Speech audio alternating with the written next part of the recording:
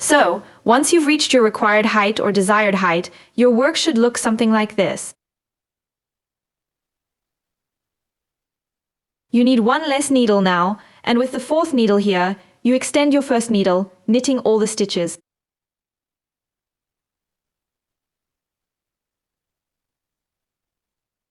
Basically, just keep stretching with your current needle.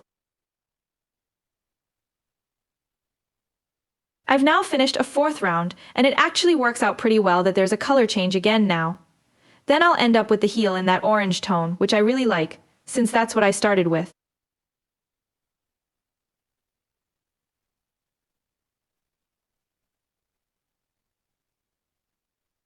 Once you've split the two needles onto one needle, these two needles will rest from now on for our heel flap.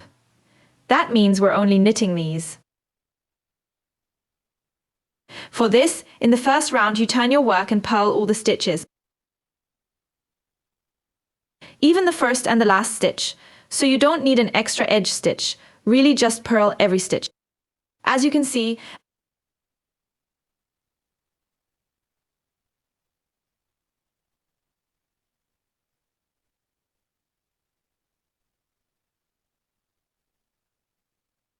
for me the new color now starts right at the heel flap. If it's possible right now, I'd always take advantage of that when it fits well.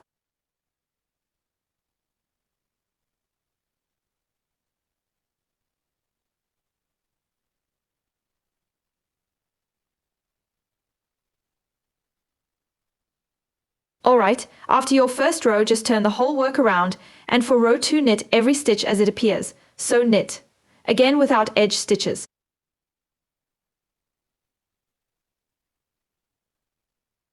Now keep repeating that, always knit the front round and purl the back round, so your heel flap looks like stockinette. Repeat that for as many stitches as you had on the needle. In my case, so 16 rows, so 8 purl rows and 8 knit rows. I'll show you what comes next in a moment. So your heel flap should look like this. Now, you've now got 16 rounds again, knitted in my case. And now we start the decrease rounds. That means we knit the first 2 and the last 2 stitches of the purl row together. It works like this. You don't just go into the first stitch, but at the same time also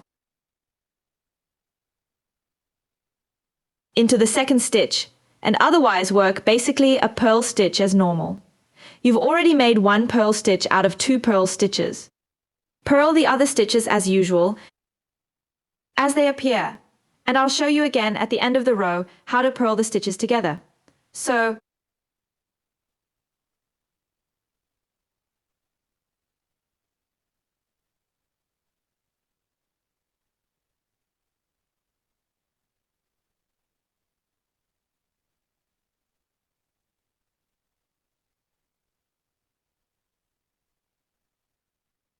the last 2 are purled together again.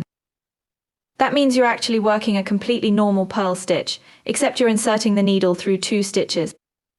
Then pick up your yarn again and pull it through the stitches, and already you have out 2 purl stitches, 1 purl stitch made.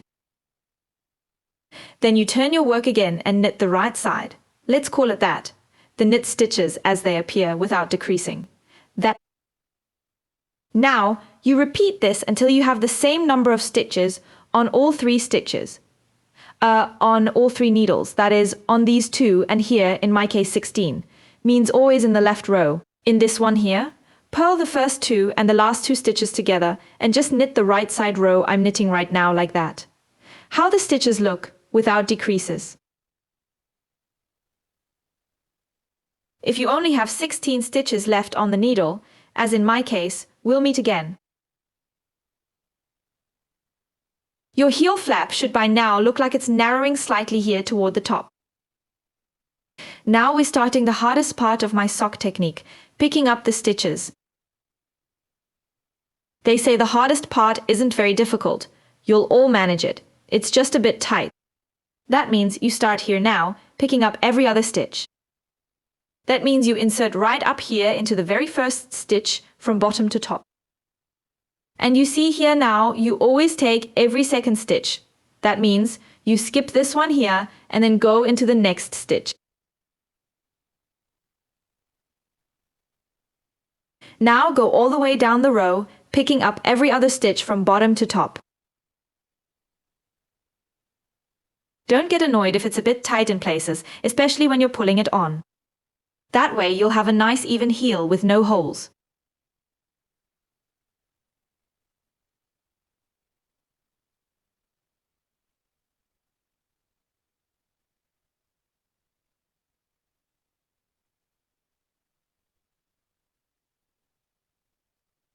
So, now knit the newly picked up stitches.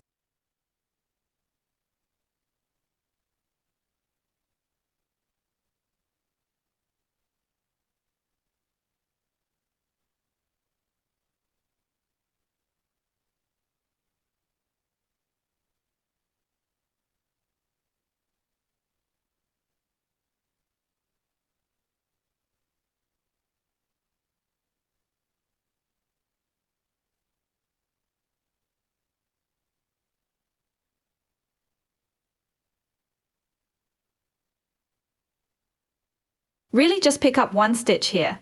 I've picked up both. Of course not that good. You've already picked up your stitches.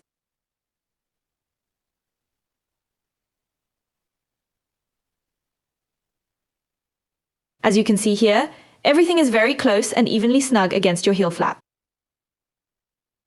Knit the second and third stitches as normal in your slipped stitch pattern. That's why you always have to remember which row you basically start your heel on, so I'd always advise you to finish the fourth row, so that when the heel comes, you start again with the first row.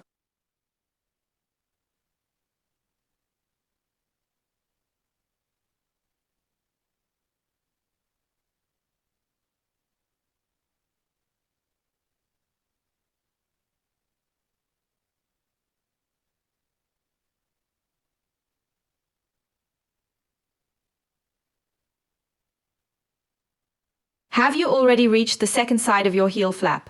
Here too, you have to pick up stitches again. It works basically the same. You start here, there's still the other stitch. Begin here with the first stitch and then insert into every second stitch.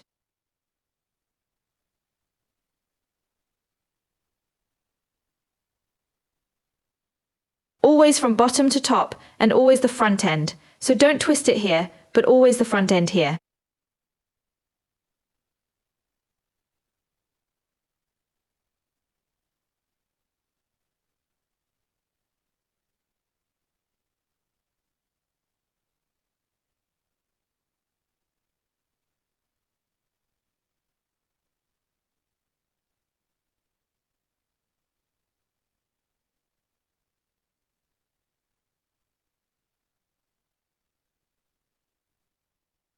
And here too, you knit every stitch. If you've done that, you've actually already mastered the hardest part of this sock. That's why I think the heel is also particularly suitable for sock beginners.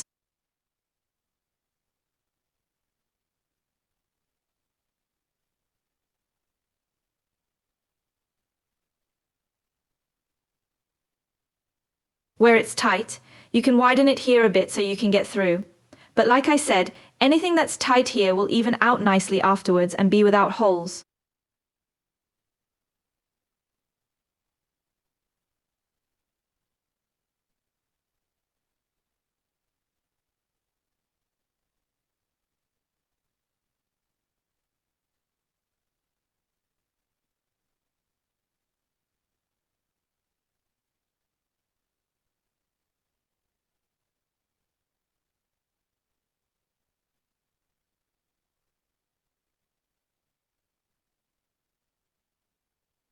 Your heel should now look more or less like you see here, without holes and nicely even. Up on the second and third needles, you can still see the slipped stitch pattern, and below it's all knitted in stockinette. I'll show you how it continues with the foot and the toe in my next video.